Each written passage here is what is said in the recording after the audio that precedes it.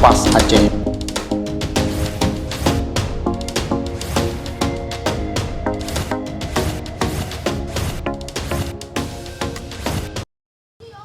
Syederam tuah, makin ramai yang galak ke Partai Adil Sejahtera Aceh, PAS Aceh, lagi di Kota Sabulu Salam.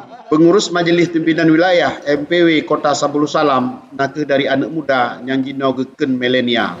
Ketua Mustasyar MPP PAS Aceh, Abi Hidat Muhyiddin Wali geken, mesaboh anak milenial nang tempat lahir ulama-ulama raya, Syah Kuala Hamzah Pansuri, ketanyo harap partai yang gepedong li ulamanya berkembang ngona dukungan rakyat. Abi Hidayat mengukuhkan atau anelan pengurus Majlis Pimpinan Wilayah MPW Tan Fiziah Partai Adil Sejahtera Aceh PAS Aceh Kota Sabulu Salam, Ketua Wasmadi SP, Wakil Ketua Salmaja, Wakil Ketua Tengku Haji Nasrullah SPDI, Sekretaris Tengku Jafaruddin SPD, Wakil Sekretaris Tengku Saiful Anwar, Wakil Sekretaris Tengku Wahidi AS, Bendahara Elfi Syukriah SPD, Wakil Bendahara Sarmalina Eskom, Wakil Bendahara Nakoto.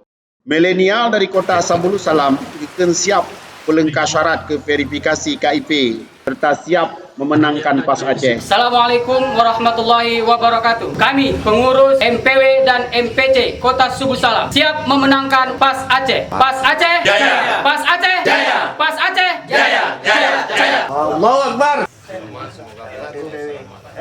Keputai Ali Hamdan Budiman Rot Kota Sabulu Salam. Lagi sehat ini.